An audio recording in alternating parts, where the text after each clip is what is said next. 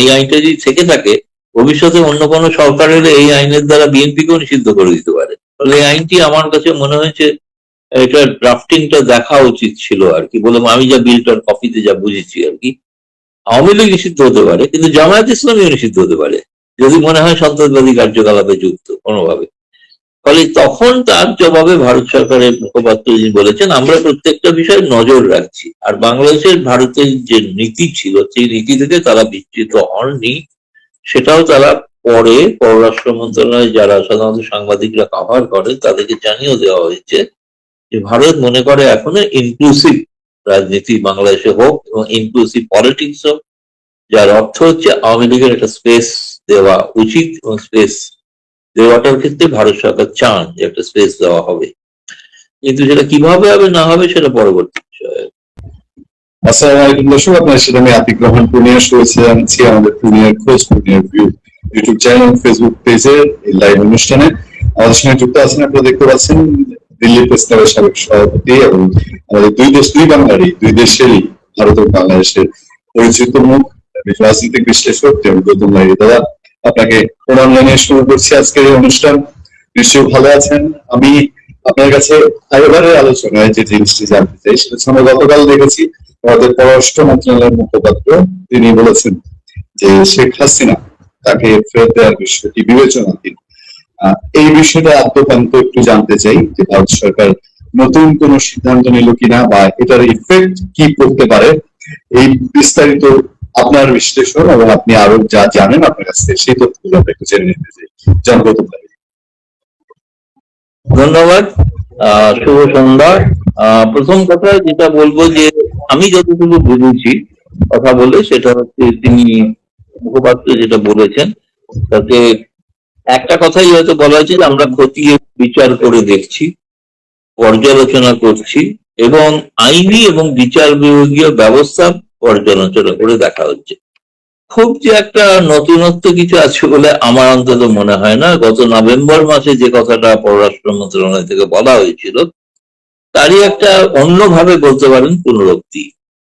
দ্বিতীয় কথাটা যেটা বলি সেটা স্বাভাবিকভাবেই বাংলাদেশ কর্তৃপক্ষ তারা যে যেখানে যখনই ভারতে বা যে কোনো মঞ্চেই তারা আসুন এই দাবিটা তারা সবসময় রাখবেন এবং তুলবেন, সেটা তারা বলেছেন। একই সঙ্গে কিন্তু ভারতে যখন ছিলেন সেটা তারা বাংলাদেশে খুব একটা প্রচারিত নয়, সেটা হচ্ছে তারা কিন্তু এখানকার সিনিয়র এডিটরদের সঙ্গে যখন মিলিত হয়েছিলেন তখন কিন্তু স্পষ্ট বলেছিলেন যে প্রশ্নের উত্তরে যে শেখ হাসিনা প্রত্যর্পণের বিষয়টা কোনো দ্বিপাক্ষিক সম্পর্ক উন্নতির কোনো একটা মাপকাঠি নয়। এটা একটা ঘটনা, এটা লাগাতার থাকবে দাবিটা, কিন্তু কেবলমাত্র এইটা করা হচ্ছে না বলে এই সম্পর্ক উন্নত হবে না এমন কোনো ইঙ্গিত, এমন কোনো বার্তা তারা দেন। ফলে এই প্রশ্নটা যেহেতু প্রকাশ্যে তারা বিবৃতিতে উল্লেখ করেছেন এবং মরিশাসে গিয়েও ভারতীয় সাংবাদিকদের কাছে বলেছেন, তো স্বাভাবিকভাবেই সেই ঘটনাটার পরে এই প্রথম পররাষ্ট্র মন্ত্রণালয়ের মুখপাত্রের সাপ্তাহিক ব্রিফিং ছিল। এখানে রোজ তারা কোনো প্রশ্নের উত্তর দেন না। বাংলাদেশের ক্ষেত্রে হয়তো হতে পারে, সুযোগ আছে, আমাদের এখানে সপ্তাহে একদিনই যাবতীয় প্রশ্নের উত্তর দেওয়া হয়। ফলে এই সপ্তাহে যা উত্তর দেওয়া হয়ে গেছে আবার আগামী সপ্তাহে সেই সমন্বয়ে সেই প্রশ্নগুলোর উত্তর দেওয়ার সময় তারা কিন্তু এই কথাটা বলেছেন যে এটা কোনোভাবেই কিন্তু তার উপর নির্ভর করছে না। দ্বিতীয়ত আরেকটি বিষয় যেটা আপনারা বাংলাদেশে হয়তো বহুল প্রচারিত নয়, সেটা হচ্ছে যে শেখ হাসিনা নিজে ইতিমধ্যে আন্তর্জাতিক অপরাধ ট্রাইব্যুনালের কাছে একটি চিঠি দিয়ে সেই রায়ের পর্যালোচনা করার কথা বলেছেন। তার তিনি 14 দিন সময়ের কথা বলেছিলেন এবং 14 দিন সময় অতিক্রান্ত হতে চলেছে। ফলে এর পরবর্তী পদক্ষেপ হিসেবে তিনি আন্তর্জাতিক কোন আদালতে দ্বারস্থ হবেন কিনা সেটা এখনো নিশ্চিত নয়, যে আমি এখনো জানতে পারিনি। হয়তো এটা একটা খুব শীঘ্রই হয়তো জানা যেতে পারে। যেদিন যদি দ্বারস্থ হন তাহলে নিশ্চয়ই আমরা সেটা ভারত থেকে জানতে পারবো। ভারতীয় সংবাদ মাধ্যমকে সেটা জানিয়ে দেওয়া হয় সাধারণত যে তিনি যে যে পদক্ষেপ নিচ্ছেন। তিনি গত জুনের মধ্যে এই পররাষ্ট্র মন্ত্রণালয়ের মন্ত্রী এবং উপদেষ্টা তারা গড়ে যাওয়ার পরেও তারা একটা কথা বলেছিলেন, যে এটাও বলেছিলেন যে ভারত থেকে যেন শেখ হাসিনা এমন কোনো বিবৃতি না দেন। কিন্তু সেরকম কোনো বিবৃতি রাজনৈতিক বিবৃতি নয়, কিন্তু 7ই এপ্রিল এবং 10ই এপ্রিল এবং 17ই এপ্রিল দুদিনই কিন্তু মুজিবনগর প্রতিষ্ঠা উপলক্ষে তিনি আওয়ামী লীগ কর্মীবৃন্দর উদ্দেশ্যে ফেসবুক মারফত ভাষণ দিয়েছেন। এবং ফেসবুক তো ভারতে নিয়ন্ত্রণ করার কিছু নেই, ফলে সেটা ফেসবুকের কর্তৃপক্ষ তারা সিদ্ধান্ত নিতে পারেন বন্ধ করবেন কি করবেন না। ফলে এক কথায় আমি যেটা বলতে পারি, এর অর্থে এই নয় যে খুব অদূর ভবিষ্যতে শেখ হাসিনাকে ভারত বাংলাদেশের হাতে তুলে দিচ্ছে, এটা যারা ধারণা করছেন তাদের ধারণাটা ভুল। আমি এই কথাই বলতে পারি। জি দাদা, আমি আরেকটু জানতে চাবো যে মানে ভারত সরকার কি এই বিষয়ে ইনভেস্টিগেট করা বা আরো বিভিন্ন পক্ষের সঙ্গে কথা বলা, সেই পক্ষ কি আওয়ামী লীগ পক্ষ আছে, সেই পক্ষ কি বাংলাদেশের সরকার বা সরকারের বাইরে আর কেউ আছে, এরকম কথা বলার কোন পরিপ্রেক্ষিত চলছে কিনা? যদি সব পক্ষর অর্থে আওয়ামী লীগও একটা পক্ষ, ফলে তাদের সঙ্গে কথা বলে তারপরে এই বিষয়ে সিদ্ধান্ত হবে আর কি। যদি আইনি বিচার প্রক্রিয়া ছাড়াও সব পক্ষের সঙ্গে কথা বলা হবে, সব পক্ষের মধ্যে যারা যারা আছেন তারা প্রত্যেকে। এবং যে কথাটা আমি এটাও বলছি যে এই যে ধরুন আওয়ামী লীগের ক্ষেত্রে যে নিষেধাজ্ঞা রয়েছে এক্সিকিউটিভ অর্ডারে, আর যে আইনটি আনা হয়েছে, যে আইনটির দ্বারা কোনো ব্যক্তি বা গোষ্ঠী তাকে সন্ত্রাসবাদী আখ্যা দিয়ে নিষিদ্ধ করা যেতে পারে, সেখানে কোনো রাজনৈতিক দলের কথা নাম নেই, কিন্তু ইঙ্গিত আছে যে এর দ্বারা যে কোনো দল হতে পারে। আমি তো এটাকে ইন্টারপ্রেট করছি যে আমি জানি না এটা বিএনপি কিভাবে নিচ্ছে। দাদা, আমরা আপাত দৃষ্টিতে যা দেখতে পাচ্ছি যে আওয়ামী লীগের জন্য এখনো রাজনীতি দুয়ার ওপেন হতে অনেক দূর মনে হয় আমাদের কাছে, যে অনেক দূর। সেক্ষেত্রে একটা আলাপ বাংলাদেশের ভেতরে প্রচলিত আছে এবং চলছে, বিভিন্ন জায়গায় এই আলাপগুলো চলছে। সেটা আমি আপনাকে বলছি যে যেহেতু ভারতের বাংলাদেশের আওয়ামী লীগে অনেকে এখন অবস্থান করছেন শেখ হাসিনা সহ, সেই জন্য প্রসঙ্গটা আপনার সঙ্গে তুললাম। প্রথমত হচ্ছে আমাদের সাবেক স্পিকার শিরিন শারমিন চৌধুরী, উনি আওয়ামী লীগের অনেক নেতা এখনো জেলে, কিন্তু তিনি খুব দ্রুত তার হঠাৎ করেই আমরা বলি যে তাকে উদয় হয়েছেন। উনি কোথায় ছিলেন, কিভাবে ছিলেন, উনি অনেক আলাপ। তিনি মুক্তি পাওয়ার পর অনেকের মধ্যে আলোচনা যে শিরিন শারমিন চৌধুরী দিয়ে আবার একটি আওয়ামী লীগ, অথবা এটাও শোনা যাচ্ছে যে দিল্লি থেকে আওয়ামী লীগ রিফর্মের কোনো কাজ চলছে। এ ধরনের কোনো নিউজ আছে কিংবা সংবাদ আছে কিনা? এটা সম্পূর্ণ মানে আমি অস্বীকার করতে পারছি না, আমারও কানে এসেছিল যে একটা ভাবনা চিন্তা আওয়ামী লীগ নেতৃবৃন্দের মধ্যেও আছে, নেই যে তা নয়। সেটা হচ্ছে যে কিভাবে নতুন আওয়ামী লীগ, ধরুন 17ই এপ্রিল যে মুজিবনগরে যে সরকার শপথ নিয়েছিল, তখন তো শেখ মুজিবুর রহমান জেলে ছিলেন, তিনি তো ছিলেন না, দেশে ছিলেন না। তার অবর্তমানে একজন অস্থায়ী রাষ্ট্রপতি হয়েছিল, এটি অস্থায়ী প্রধানমন্ত্রী হয়েছিল, এটা ক্যাবিনেট তৈরি হয়েছিল শেখ মুজিবুর রহমান। এখন প্রশ্নটা হচ্ছে যে তিনি ছিলেন না যেহেতু জেলে ছিলেন, তিনি একজন অস্থায়ী রাষ্ট্রপতি। এখন একটা ভাবনা চিন্তা থাকে, এরকম প্রস্তাব যে যায়নি এরকম কিছু না, এরকম প্রস্তাব নিয়ে ভাবনা চিন্তা হচ্ছিল না, যে তাও নয় যে একটা অস্থায়ী কোনো কমিটি তৈরি করে কাজ করতে দেওয়া করার কথা। কিন্তু যে জিনিসটা স্পষ্ট বলা হচ্ছে না, একটা কথা বলেছেন পররাষ্ট্রমন্ত্রী এবং পররাষ্ট্র উপদেষ্টা এখানকে, যে শেখ হাসিনাকে কখনোই গ্রহণ করা যাবে না, কিন্তু তার পরিবর্তে যদি অন্য কেউ দায়িত্ব নেন তখন আওয়ামী লীগকে বিচার করা যেতে পারে। এক, দুই হচ্ছে তারা বলেছে যে নিষেধাজ্ঞা প্রত্যাহার করতে যদি তারা আবেদন করেন আদালতে, আবেদনকারীও হতে হবে শেখ হাসিনা ছাড়া অন্য কাউকে, এবং অন্য কেউ করলে তখন তারা বিবেচনা করে দেখতে পারে। এখন সেই বিষয়টা সিদ্ধান্ত শেখ হাসিনা নেবেন, তাই না? ইতিমধ্যে শেখ হাসিনা নিজে আন্তর্জাতিক ট্রাইব্যুনালের কাছে তিনি তার আপিল করেছেন, হয়তো আন্তর্জাতিক ক্ষেত্রে করতে পারেন।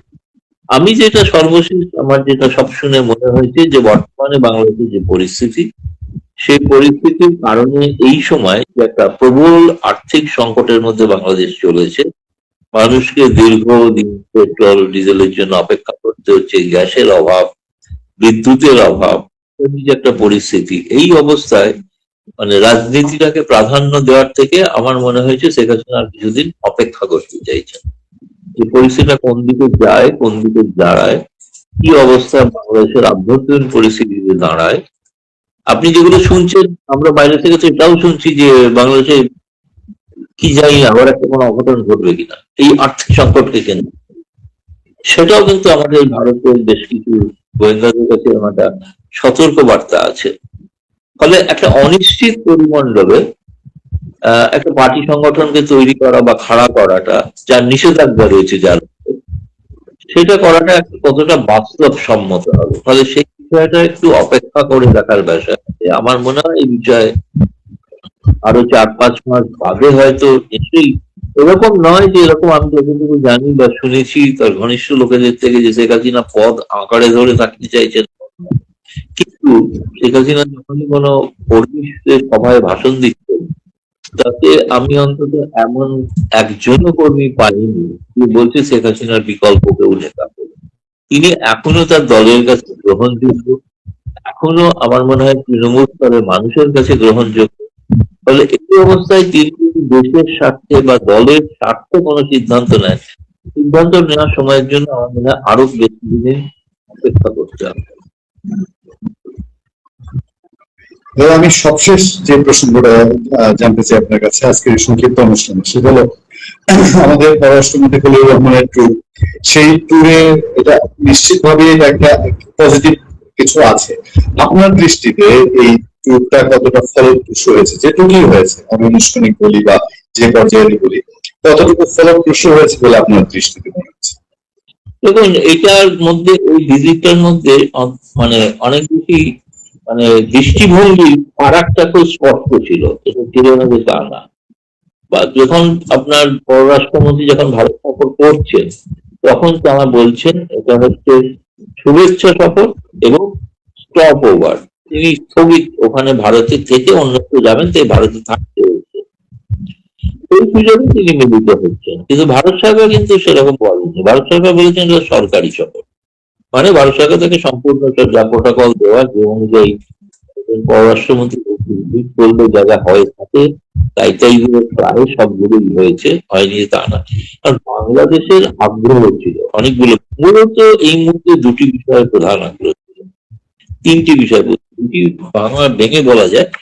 একটা হচ্ছে তারা চাইছেন বাংলাদেশের মানুষ যে প্রবল, যারা বিশেষ করে ভারতে চিকিৎসার জন্য যেতেন, এই মেডিকেল ভিসাটা খুব সংকুচিত হয়ে গিয়েছে।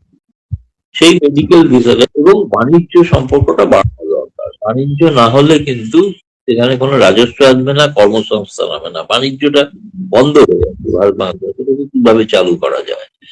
ফলে এই দুটো বিষয়, তার সঙ্গে ছিল যেটা, সেটা হচ্ছে বাংলাদেশের এই মুহূর্তে যে বিদ্যুৎ এবং জ্বালানি সংকট। তারা তো চেয়েছেন, প্রকাশ্যেই বলেছেন, তারা জ্বালানি মন্ত্রীর সঙ্গে দেখা করেছেন, কিন্তু কোনো কারণে বাণিজ্য মন্ত্রীর সঙ্গে তাদের সাক্ষাৎকার হয়নি, হতে পারেনি। কিন্তু তারা যে এগুলো চেয়েছিলেন, তাদের প্রয়োজনীয়তাটা অনেক বেশি ছিল, এবং প্রয়োজনীয়তা ছিল বলে তারা ভারতে এসেছেন। পাছে বাংলাদেশে কোনো ভিন্ন বার্তা যায়, মনে হয় যে ভারতের কাছে আবার আত্মসমর্পণ করছে, সেই জন্য তারা একটা শুভেচ্ছা সফর বলে এটাকে ডিসক্রাইব করেছেন। আমরা কিন্তু সরকারি, ভারত কিন্তু সরকারি সফর বলেছে। এবং সেই সফরে আপনি যদি বলেন, আমি বলবো যে সবটা নীতিগত তেমন নয়, কারণ যে যোগাযোগটা করার কথা, তাদের যে আগ্রহটা, একটা কথা কিন্তু ভারতের পররাষ্ট্রমন্ত্রীর বিবৃতিতে বলা আছে স্পষ্ট, যে ভারত আগ্রহী ওপর এগিয়ে নিয়ে যাওয়ার জন্য, কিন্তু সেটা বিভিন্ন ব্যবস্থাপনার মাধ্যমে সেগুলো হোক। মানে কেউ দেখা করলেন পরে কালকে একটা সিদ্ধান্ত হয়ে গেল কিছু একটা, সেরকম হচ্ছে না। এই দুদেশের মধ্যে 72 না 73টা যৌথ ব্যবস্থাপনা আছে, মেকানিজম আছে, জয়েন্ট ওয়ার্কিং গ্রুপ, সেগুলোর একটা একটা করে বৈঠক শুরু হোক। সেই বৈঠক হয়তো খুব শীঘ্র কোন একটা, হয়তো যৌথ নদী কমিশনের বৈঠক হয়তো সেগুলো শুরু হতে পারে, যৌথ সীমান্তরক্ষী বাহিনীর বৈঠক হয়তো শুরু হতে পারে। ভিসা ব্যবস্থার ক্ষেত্রে আমি বলছি, পর্যটন ভিসা এখনো দেওয়ার ব্যাপারে কোনো সিদ্ধান্ত হয়নি বা হচ্ছেও না আপাতত। কিন্তু মেডিকেল ভিসা যাতে বাড়তে পারে, বিজনেস ভিসা যাতে হয়, সেটা আমার মনে হয় এই পশ্চিমবঙ্গ আসামের যে নির্বাচন প্রক্রিয়া চলছে, নির্বাচন প্রক্রিয়া চলে, তখন হয়তো সেটা হলেও এইটুকু হতে হলে শুরু হতে পারে। তবে এর জন্য আমাদের মনে হচ্ছে, আমি বলবো না যে সবটা নেগেটিভ, একটা যোগসূত্র স্থাপিত হলো নতুন সরকারের সঙ্গে। নির্বাচিত, ভারত বলেছিল নির্বাচিত সরকার হয়ে যেই ক্ষমতা আসুক তার সঙ্গে সম্পর্ক রাখা হবে, সেটা সব লক্ষণ আপনারা স্পষ্ট দেখতে পেয়েছেন। সেই তারেক রহমানের শপথ গ্রহণ অনুষ্ঠানে ভারতের স্পিকার প্রোটোকল অনুসারে যেন নাম্বার 3 তিনি গিয়েছিলেন, তিনি প্রধানমন্ত্রী তিনি গিয়েছিলেন। তো ভারতের তরফ থেকে আগ্রহটা দেখানো হয়েছে যে আমরা সম্পর্ক রাখতে আগ্রহী। সেক্ষেত্রে পুরোনো অতীত যেগুলো কালো স্মৃতি বলবো, সেগুলোকে উপেক্ষা করেই আমরা চাই নতুন ভাবে নতুন সম্পর্ক। বোধহয় একটা কমেন্ট শূন্য থেকে শুরু করা।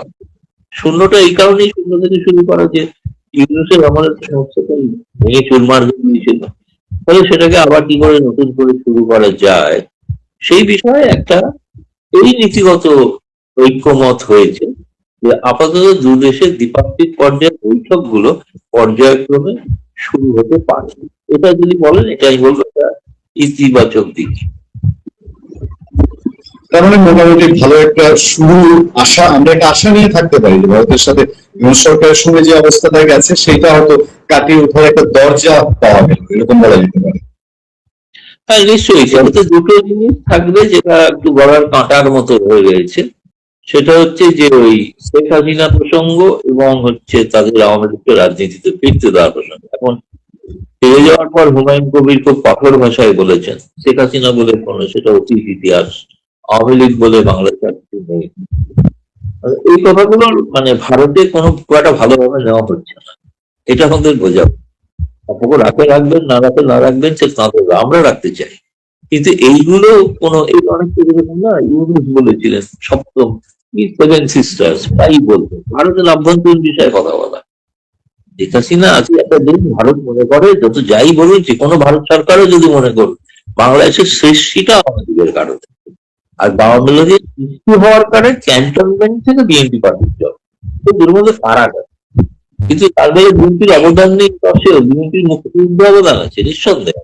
দুটো পার্টি গঠন আলাদা না, একটা পার্টি স্বাধীন রাষ্ট্র তৈরি করে দিয়েছে যার ফলে তারা পার্টি গঠন করতে পেরেছে। তাহলে সেই পার্টিটাকে অস্বীকার ভারতবর্ষের কোনো সরকার করতে পারে? ভারতের 140 কোটি মানুষের কেউ